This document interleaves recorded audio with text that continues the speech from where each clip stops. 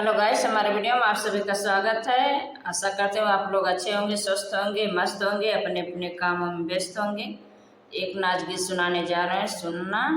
अच्छा लगा तो लाइक शेयर सब्सक्राइब जरूर करना दोस्तों। फुलवा बरसै मोरिया गनवा के बटोरै ना नदी, फुलवा बरसै मोरिया गनवा के बटोरै ना नदी, के बटोरै ना नदी, के बटोरै ना नदी,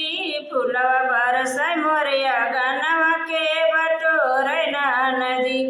फुलवा बरसै मोरिया गनवा के बटोरै ना नदी।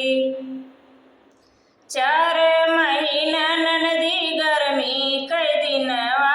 4 महीना ननदी गर्मी कै दिनवा, के डोलावै ना नदी, के डोलावै ना नदी, तारे भैया बिन बेनियवा के डोलावै ना नदी, तारे भैया बिन बेनियवा के डोलावै ना नदी, फुलवा बरसै मोरिया गनवा के बटोरै ना नदी,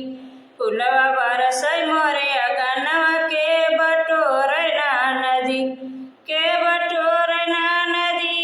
के बटोरै ना नदी, फुलवा बरसै मोरिया गनवा के बटोरै ना नदी, फुलवा बरसै मोरिया गनवा के बटोरै ना नदी। 4 महीना ननदी बरखा कै दिनवा, 4 महीना ननदी बरखा कै दिनवा, के छवावै ना नदी, के छवावै ना नदी,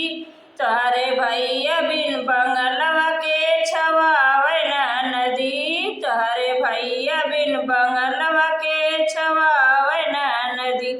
फुलवा बरसै मोरिया गनवा के बटोरै ना नदी,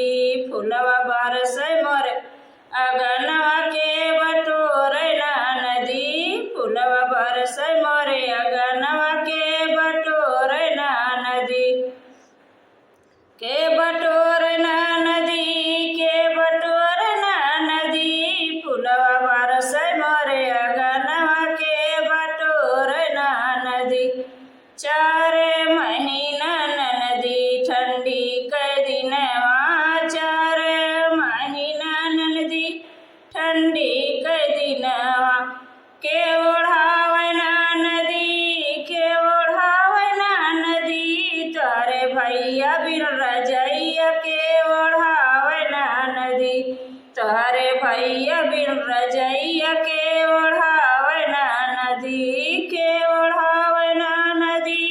के ओढ़ावै ना नदी, तारे भैया बिन रजैया के ओढ़ावै ना नदी, फुलवा बरसै मोरिया गनवा